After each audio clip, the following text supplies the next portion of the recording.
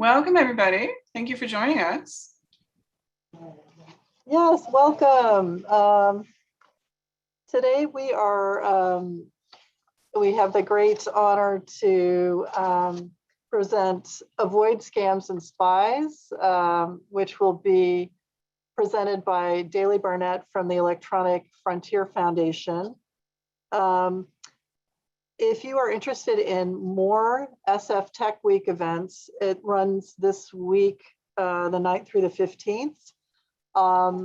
And you can call the Tech Week hotline at 557-4388 to learn more.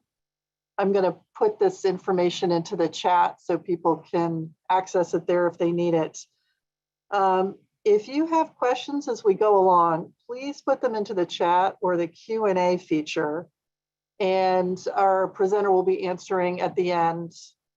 Again, I'd like to thank our presenter, Daley Barnett. And do you want to take it away, Daley? Sure, why not? Let's start. Did we want to wait a couple minutes for people to join, or am I just free to go ahead? I think you can go ahead. Let me get into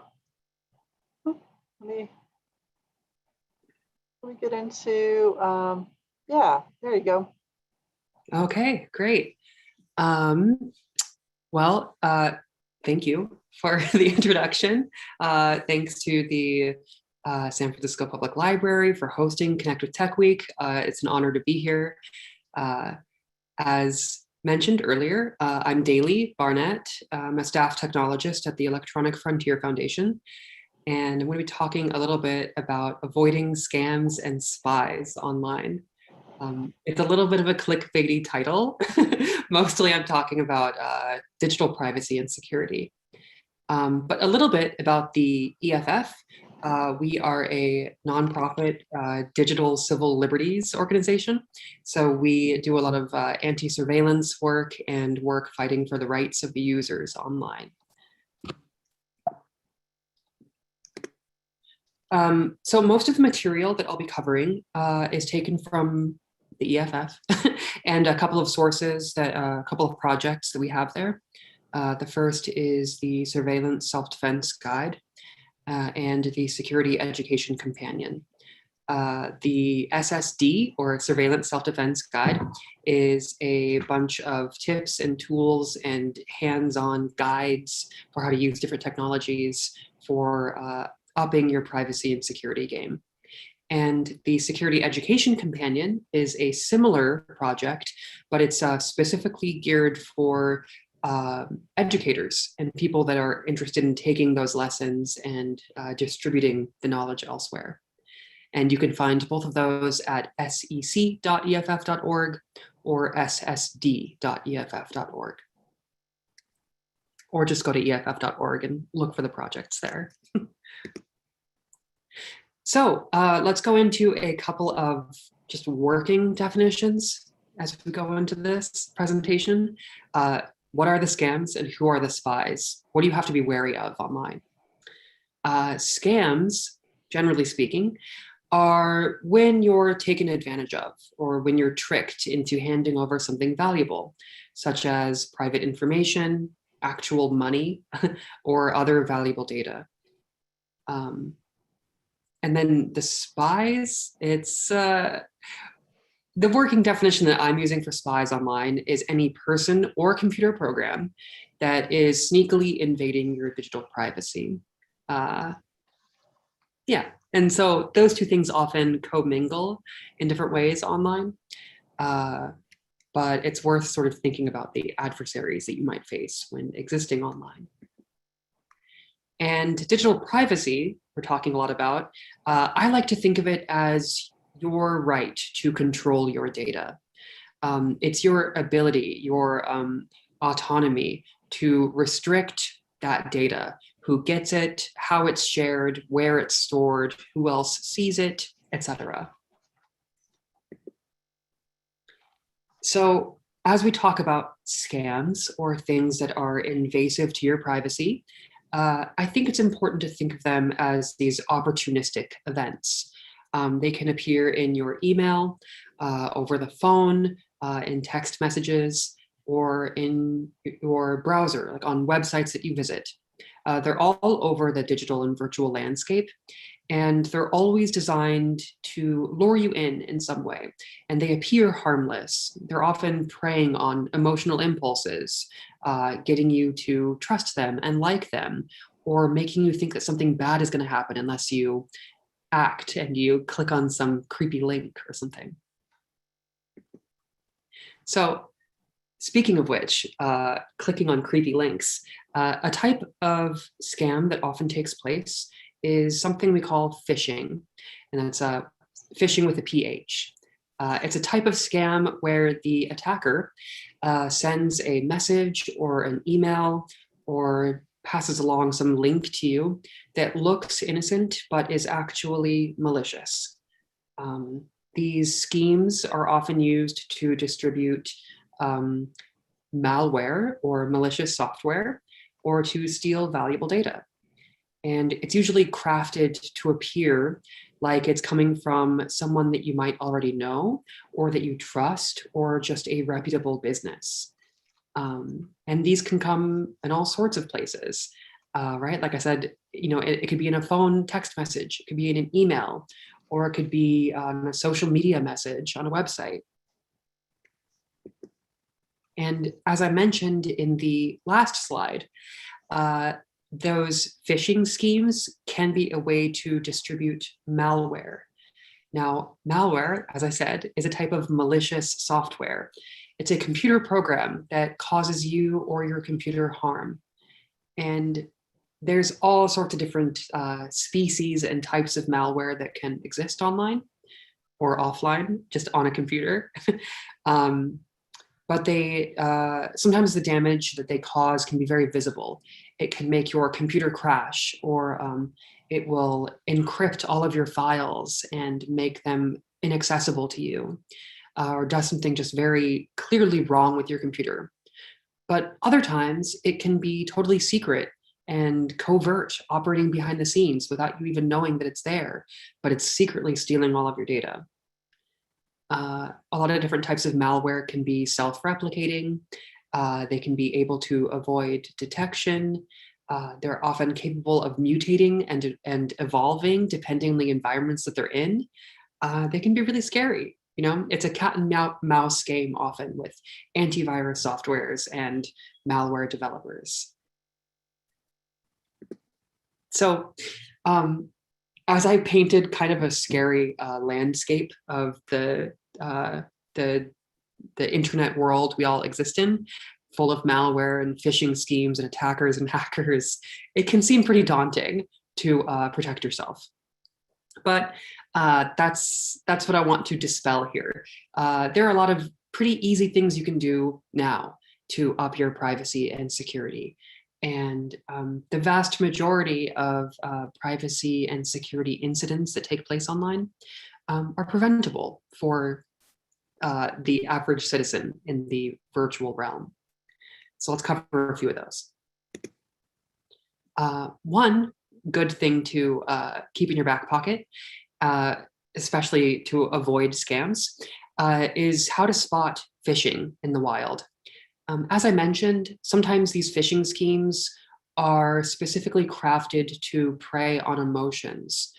So I want you to be able to look out for any sort of act now or beware messaging that comes in like messages that you receive. It could be something like a good thing, like you've won a prize, but you only have 24 hours to claim your prize. So you have to click this link now. When secretly that link is, doing something bad. Or it could be something like the order that you've placed, or there's a police warrant out for your arrest, and if you don't act now and click this link or register this account, then all is lost. If you sense that there's kind of that emotional preying happening, and unexpected message that you've received, take a moment to investigate it further before you fall prey to it. Always avoid clicking on links or opening attachments in unexpected messages. If it appears to be coming from someone that you trust, double check with that person that they meant to send it to you. It's a good thing to do. They will probably appreciate that because they know that you're taking your security seriously, and that can also be their security too. And if you're not sure who the sender is, or if you know them or not, just be free to double check with them. And I mean, in this case, like with businesses or just other individuals that maybe you know on a professional level or something. Reach out to them through another method. You can contact the business directly or ask to speak over LinkedIn or another social media account you might have. Just in general, you want to double check that the purported sender is who you think they are. So on the screen right now, visible on the screen, I've attached a screenshot of the headers for an email that was sent to someone. And in the from line of who is the sender of the email, it says it's from the Gates Foundation. And if you look closely, the email address is from info@gatesfoundation.org. At first glance, it seems legitimate. It's just info@gatesfoundation.org. But if you look closely, the word foundation in that address is actually spelled wrong. And so in this case, they're actually hoping that you just glance at it quickly and you don't read the full email address of the sender because it looks legitimate at first glance. And in the subject line, it says important notice to EFF. And that important notice, most likely in the body of the email, it says something like, maybe you're facing a lawsuit from the Gates Foundation and you have to respond now or else you'll be taken to court. But if you look closely, you know, it's spelled wrong. It's not actually Bill Gates or whoever trying to contact you. Okay, so let's talk a little bit about tracking. When I'm talking about tracking here, I mean web tracking. And that's tracking both on your phone or on your computer, just anywhere that you're accessing the web, the World Wide Web, the internet. There is an entire industry online designed to track you. It tracks what you do, who you know, where you're going, what you're buying, how you're behaving on websites, the type of software that you have installed, the browser that you're using, where you're located, what versions of operating system you're on, etc. It can collect a lot about you. And this industry is designed to collect that and sell it. It's creepy. It's very privacy invasive. Unfortunately, it's also entirely legal. Trackers are hidden in advertisements on web pages, but they're also just embedded on those websites secretly, totally invisible to you, under the hood on the website. These invisible, completely legal things are able to gather information about you, and it gathers information not just on the one website that you're on, but on all of the websites that you visit. And the same trackers can be placed all over. And so you can imagine that information snowballs and just gets bigger and bigger and bigger. And the portrait of you that it begins to portray is really scarily accurate. And that information, that portrait that they've gathered, is then sold to whoever wants it, anyone that's got the money to buy it. And this is all happening behind the scenes without you knowing that it's happening. So when you visit a website and you get an advertisement that is like really creepily accurate, like say you've been thinking about and kind of like doing a little bit of cursory web searching throughout the last week or so about buying a new rug, and then you go on to a random website and suddenly you're just being bombarded with all of these advertisements for rugs. That's because of this. It's because of advertisers that are buying that data that is being collected from web trackers and then making advertisements designed for you, hoping that you'll click on their links and buy their products. And sometimes you might actually want that, right? Like sometimes I like having a targeted advertisement because it might introduce me to something that I didn't know existed, like a cool product that I want to buy. But the point is, you should always have the option, you should always have the ability to opt into that. They should ask you before collecting that data, right? So in the industry, we call this sort of tracking ability your fingerprint, like your unique fingerprint online. And so we've developed a tool at EFF called Cover Your Tracks.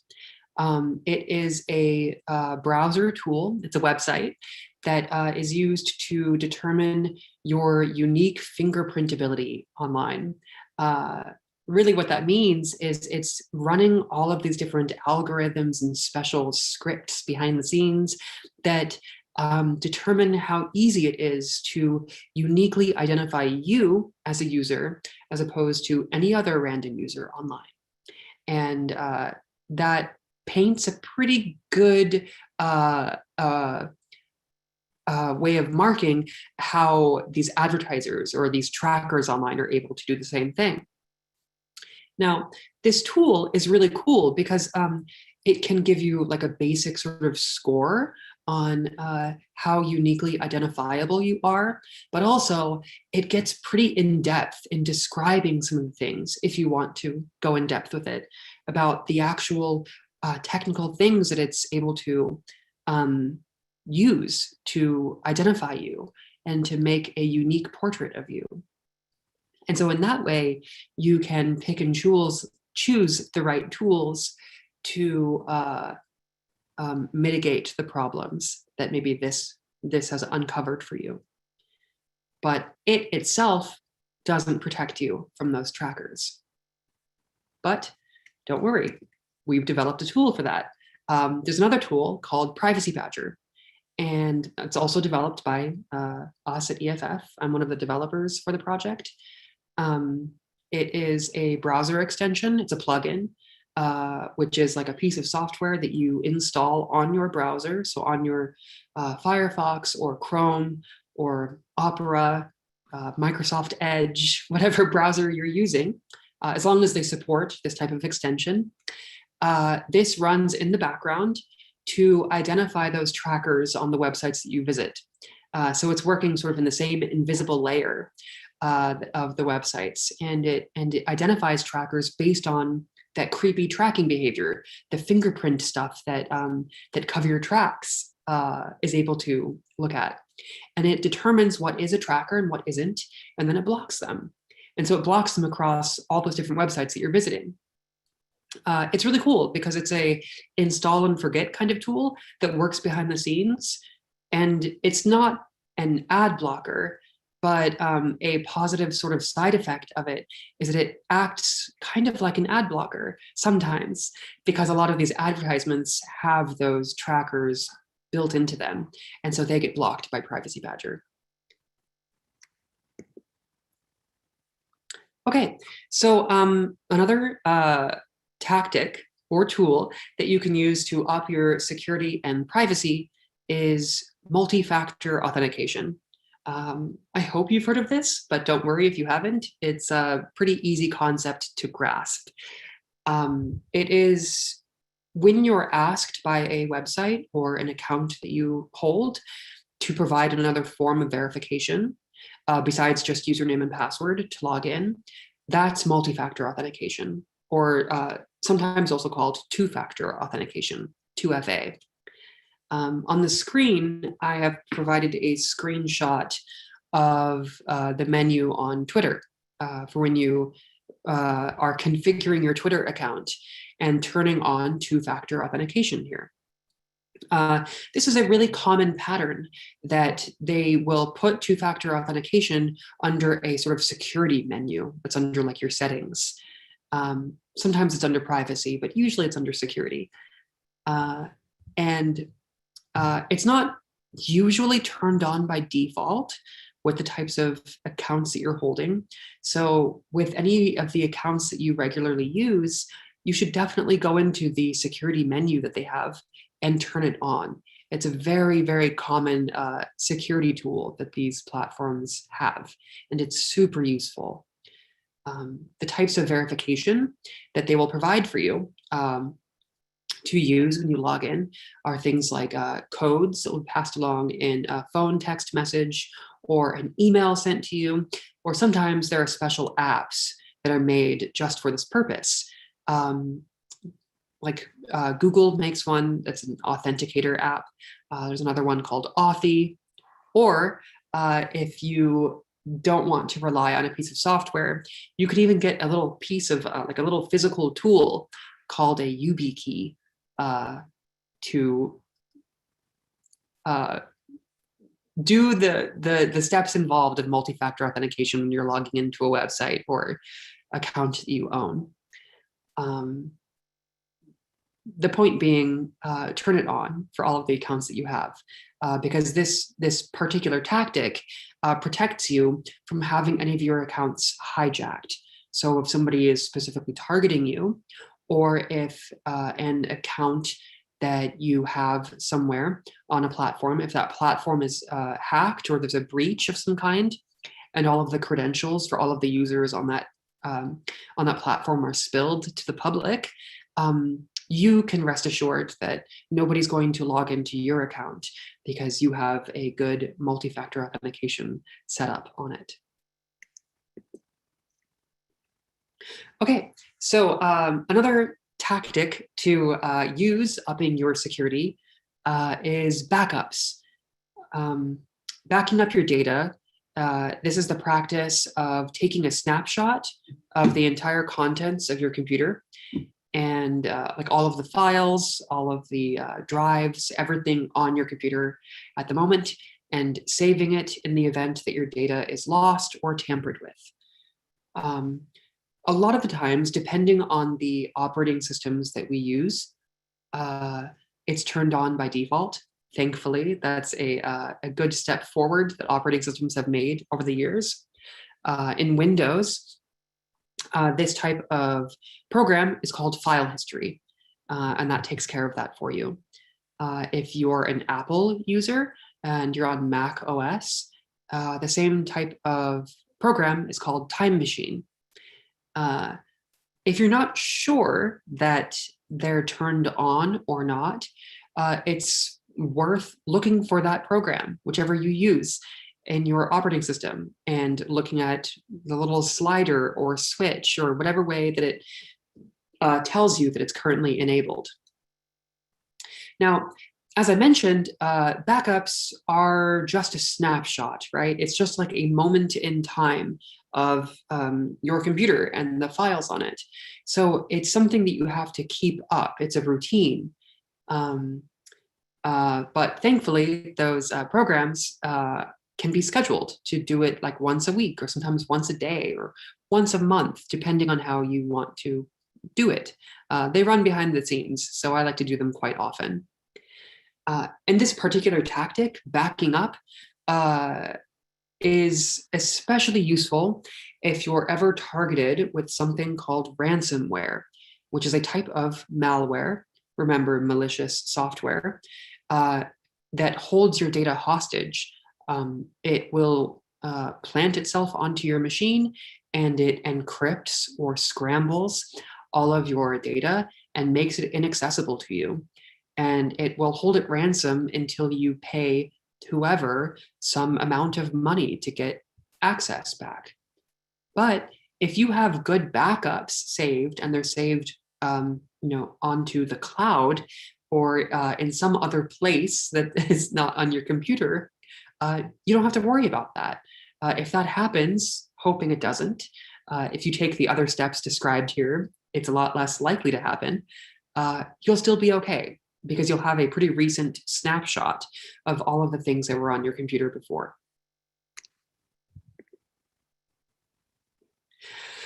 Okay, another good practice to keep in upping your privacy and security online are passwords, keeping strong passwords. A good rule to have in all of your accounts is that you should have long, unique, and difficult to guess passwords for every account that you use. Every single one needs its own unique password. And when I say long, I mean like 14 plus characters is a good minimum to go with, because it's not, speaking from a sort of like hacker point of view, it's not too difficult to get the like encrypted or scrambled versions of passwords. And with types of like password cracking software or decrypting software, it's actually not too difficult to decrypt or unscramble those passwords. If they're like up to 13 characters, it can be kind of easy sometimes. And especially if they're easier to guess. You should use passwords that aren't easy to guess based on who you are or the account that it's used for, or like the season or the year that you're in. You'd be amazed how often people use something like password summer 2021 for an account. And it's like, well, okay, maybe that's a long password, but it's actually kind of easy to guess because we're moving into summer, it's 2021, and it's a password. So you might think having a unique long password for every single account that you use would make it really, really difficult to remember all of them, right? You wouldn't be wrong. It would be difficult to do that. Thankfully, there's a tool for that. There are things called password managers. These are tools that can encrypt or scramble your passwords and store them all into a single place that you access with a main password. So all you have to do is remember one password. And when you're using something like a password manager in tandem with multi-factor authentication on your accounts, it protects your accounts from being hijacked, as I mentioned. These password managers are super handy too sometimes, in that you can use them across different devices. You can use them depending on the one that you choose. You can have the same one on your phone, on your computer, on another computer. There can be a browser plugin or extension for it that is directly on your browser. So you just have to click a little button and it will automatically fill it for you. They're really good and they're really convenient. Sometimes they do cost money. There are some free versions. Either way, it's definitely worth looking into. They're super handy. They'll make your life easier and they raise your privacy and security up a whole bunch. Okay, so I just covered a lot there. Those are a lot of like tools and tips and tactics you can use to raise the threshold of your privacy and security online. But one thing I always like to mention in these types of presentations or trainings is that digital privacy and security is a group effort. It's a shared practice, really, because this is a social world we live in. We interact with so many different people. So getting help from the people that you know and trust will do wonders for you. These things can be difficult to talk about. So making digital privacy and security a priority to talk about with your loved ones, it not only makes these things easier to accomplish, but you can get their help and their insight onto raising your own privacy and security. But also, it actually increases the privacy and security overall for you and your community. I think of it as like a sort of like a principle of networking, in that, well, at least in like the security world, in networking, when you have a node or like a person on a network of a bunch of different people around in a network, if there's one person that is compromised in any sort of way, or there's an unwanted security incident on that node, it could implicate all the other nodes on the network. So you want to make sure that the people in your network, your loved ones, also have good privacy and security. And so it's worth, talking to each other, setting good standards for each other on how you share data about each other, the types of security protocols you have in place, and who you can turn to in the case of an unwanted incident online. All right, and as I mentioned, all of these tools and things that I've covered are gone over in the Surveillance Self-Defense Guides and the Security Education Companion on EFF. That is at sec.eff.org and ssd.eff.org. I also have my email on the visible on the screen here, and if you can't read it or see it, that's daily@eff.org, daly@eff.org. Please feel free to reach out to me if you aren't comfortable asking in this space a question, or you just maybe a question pops in your head later after this presentation, and you want to ask a privacy and security person about it. I should say though that I'm not a lawyer, so I can't provide any sort of legal advice, but I do work with them. I work with many lawyers, and so I could perhaps point you to someone else who might know an answer for you. But I am a technologist, so I have got answers for that kind of thing. And that's the end of my slides. So I guess I'll leave this slide up for everyone to see, but we can move into the Q&A portion of this. Thank you, Daly. Thank you so much for that.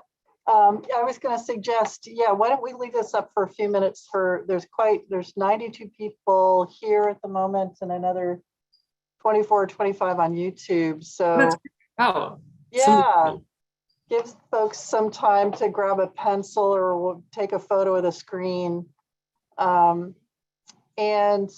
got, in just a minute or two, I am going to put up the information for taking a survey about how much you enjoyed this program. But while I do that, I'm going to throw out a couple of questions that we got during your presentation. Why don't ISPs do a better job protecting us, protecting our privacy? Do they have any motivation to do so? That would be the second part, is my question. That's a great question.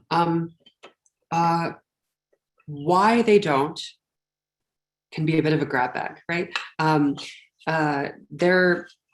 Okay, so why they might not is that it might be in their sort of profit incentive to undermine your privacy, or they might be legally responsible in some way to provide data, maybe to like nation states or the law enforcement of some kind that are demanding that data for whatever reason, and they want to comply. On the other hand, it's also a good business model for some to provide safe, secure, and private internet connection. So there are still some ISPs out there who build a business model off of that. And they're still within the law, and that they'll hand over logs or just whatever sort of files or data that law enforcement or state agencies might be asking for. But it's all encrypted. So it's like, here's the data, but it means nothing. So all that, that's a big conversation to have. What I would say though, is that if you have the option to, it's not always an option because often ISPs have monopolies on the districts or the places or the locales that they serve or that they service. But if you do have an option, it's worth looking into ISPs that have good privacy and security standards in place. And if you don't have the option, pressure the ISPs that you do have, because you do have a say as a user and as a person online. Great, thank you. I had two questions about Privacy Badger. Mhm. Is it free, and will it slow down your browsing at all? Oh, great questions. I should have mentioned that. All of the tools that we make at IFF or at EFF are free, so it's totally free to use. It's free to download. It's also open source. So if you are a programmer or you know someone who is, feel free to check it out online, the source code for it, and you can look through it and make sure it's doing what it says it is. But yeah, it's totally free to use. As for the speed of it, it actually often speeds up browsing. It depends on like what you're doing or where you're going. Like when you first start it up, it has like a hiccup moment because it has to like, run some startup programs or some startup functions that are taking place when it first boots. But it actually often creates a less noisy and faster browsing experience, which is great. And it's often because it's blocking things like ads and things that are taking time on web pages. That's great. We've got a few questions about how secure are password managers, and if there's a password manager you would recommend. Sure. It depends on the password manager. And I know that's like not a great answer. I apologize, but it's really true. It's happened in the past where reputable password managers have fallen prey to, a successful attack or a breach of some kind, and that isn't necessarily a bad thing on the password manager itself. What I like to look for in a password manager is how they've handled incidents like that. If there has been a breach in the past, how did they disclose that breach to their users? What sorts of methods or sort of like cleanup efforts did they take after the incident to up their own security?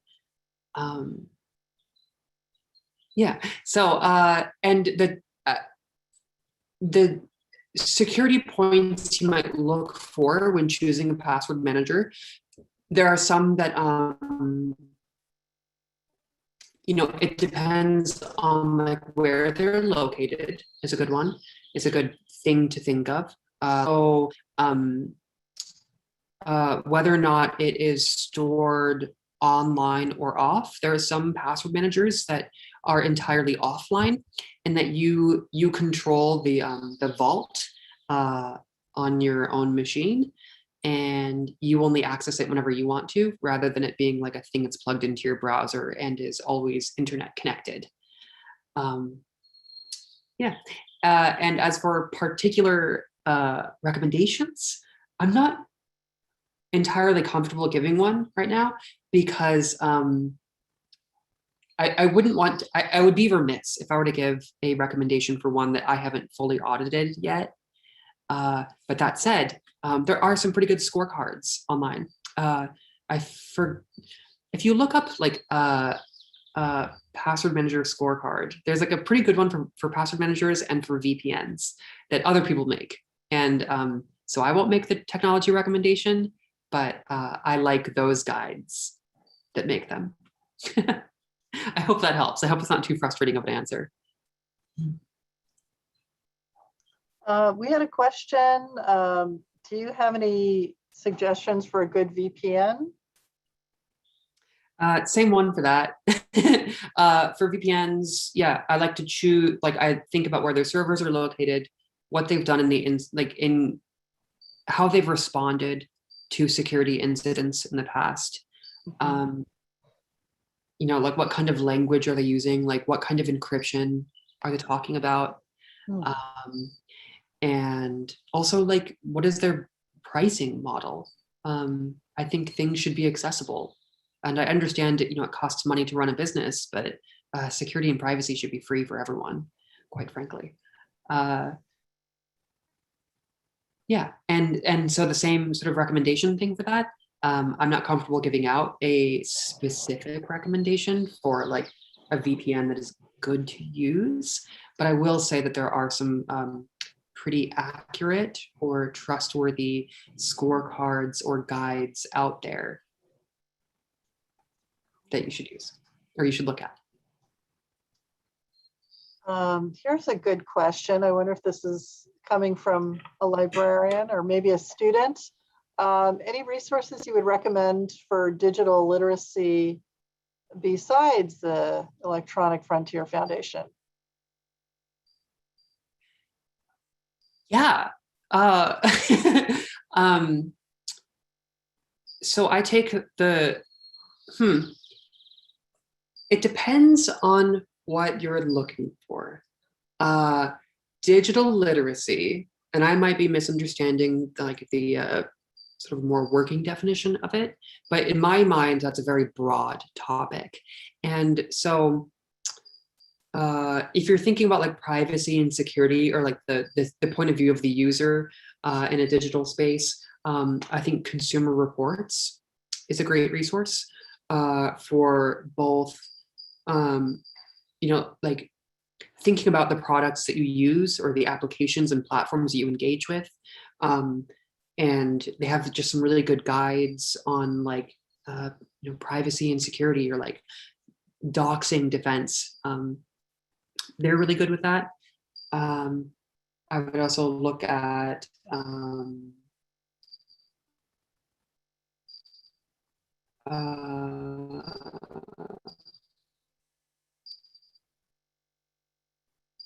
Bertzilla. They have some pretty interesting things happening in like the browser space, Brave, and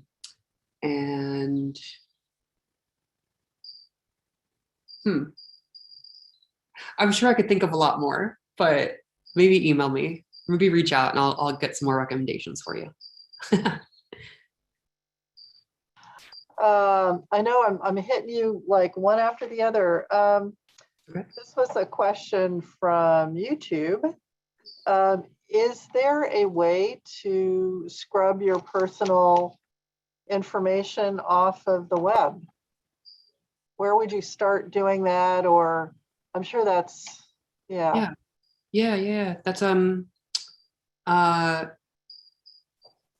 it's possible to make a good dent in what's out there, right? There's like that saying that, what happens on the internet is forever. I think theoretically that could be true, but there's so much on the internet that it doesn't really matter sometimes. So like you can do a lot to take control of what there is online about you. I actually wrote a blog post about this a few months ago on EFF. If you look for doxing self-defense or doxing guide EFF, you'll find a blog post that I wrote that has some recommendations on how to like sort of scrub that data. But a good starting point to do, especially when you're by yourself, is to just Google yourself or just see what sort of available is already, or what information is already available about you online. Especially doing it private, because it can be kind of a triggering exercise. It can be really surprising, like how much there is. But once you do that, you have a greater understanding of where you need to do that scrubbing. And then from there, there are like opt-out lists of like different agencies that you have to go opt out of your data being shared through them. There are just, of course, like taking hold of older accounts you've owned and deactivating them, deleting them, asking the maintainers of the platforms to remove the information about you. And if you're in a pretty high, like a high pressure situation that you really need things to be scrubbed or taken care of quickly, there are actually some paid services out there that do this professionally. And you could look up some of those. I yeah. And those are like of varying degrees of success. And I've heard some negative critiques of some of them lately, but I've also heard great things about like paying someone else to do it for you. Oh, and of course, ask your friends or like trusted loved ones. I always want to reiterate that in this situation. You can ask them to help you take care of removing that stuff, but also ask them to sort of be like the buddy in charge for if you are being targeted with any kind of incident. Interesting. Okay. We had a couple of people ask about the security of two-part authentication. Do you see that security measures sort of becoming more secure? Well, I can talk a little bit about that. I don't see it. Actually, I think because I'm screen sharing, I can't see the Q&A. Oh, no, I mean, are you aware of, I should say, two-part authentication failing?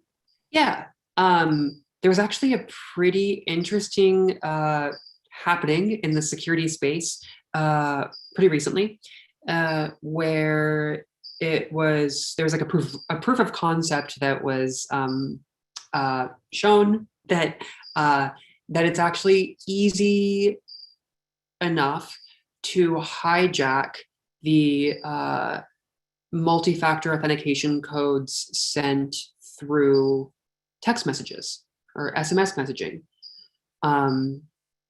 And it's just through like paying for a service that can spoof a phone number, basically. So that called into question using text messages or SMS messaging for two-factor authentication. It's less likely that it's going to happen, but it's possible. So if you're enabling two-factor authentication on accounts that you want to be especially protective of, you might opt for a more secure method. The more secure methods of being something like an application that you have on your like device, like on your phone, maybe, like Google Authenticator or Authy. Those are the two that come to my mind that are that have like a rotating codes that are generated to use as that secondary form of authentication. Or if you're extra secure and you don't want to rely on this device to store those codes for you, you could have the physical device, like a piece of hardware that does it, which is like that YubiKey, which sort of looks like a little it looks like a little USB stick kind of, and you plug it in to the USB drive on your computer and you use your thumb to activate it. It's cool. I don't prefer that just because I tend to lose things. But I know how to use one and I have it handy in case I need to in like high intensive situations.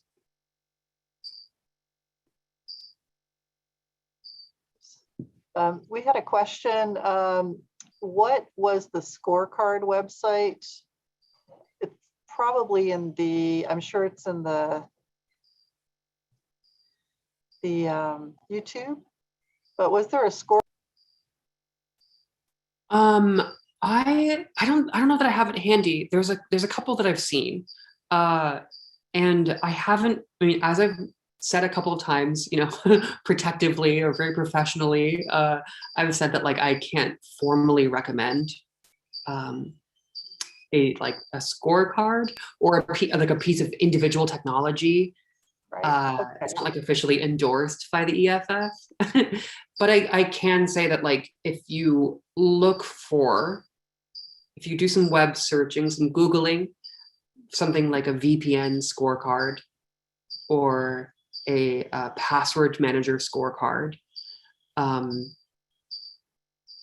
most popular ones to come up are likely to be pretty reputable. And I can recommend guides like Consumer Reports, which deal directly with that kind of thing and often give recommendations. Cool.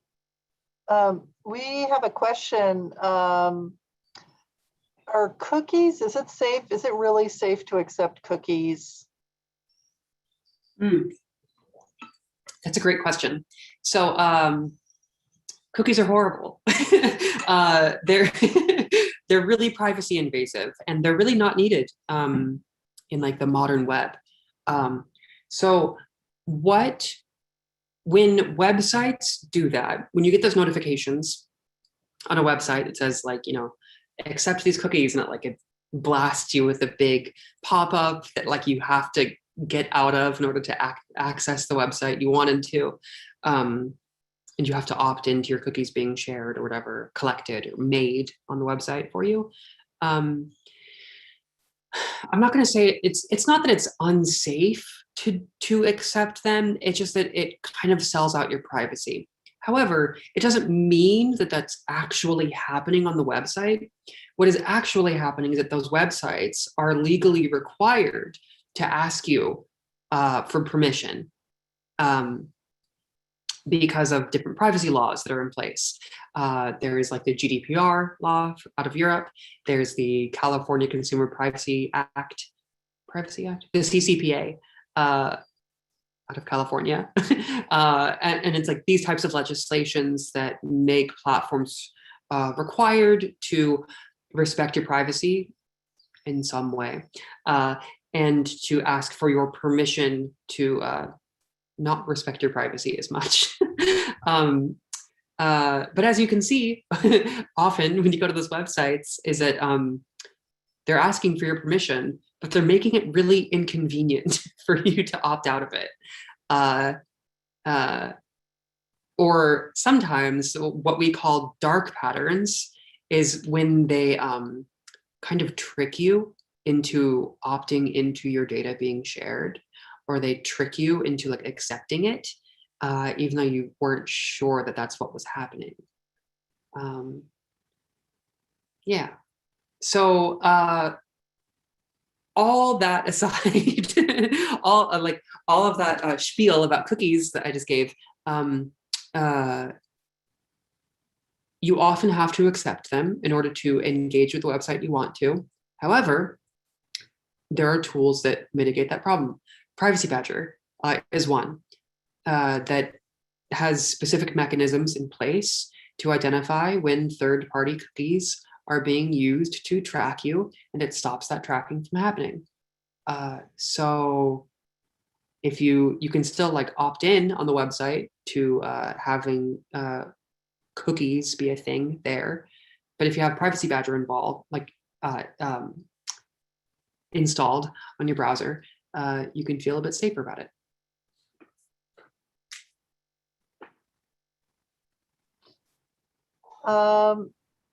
This is probably opening a little bit of a can of worms. So maybe, you know, in 25 words or less, can you talk about, there were a number of questions along these lines of government surveillance versus commercial entities. And you have a sort of a brief take on how often the government is surveilling us online? That's huge. Yeah. That's huge. Yeah, sorry. No, that's okay. That is like question. that is like the blue whale that is like it's under the surface of this conversation, right? It's very well beyond the scope of what we're talking about. But all I can say is that government and state surveillance is very capable. It is often bigger and more advanced than the technologies and tips and tactics that I've covered here. And I don't mean to instill a sense of like nihilism or that all is lost because of the vast surveillance apparatus that the state has over us, but that there are legal protections in place and there are organizations like the EFF that are fighting to prevent that encroaching surveillance apparatus. Great. Thank you. Thanks so much, Daly.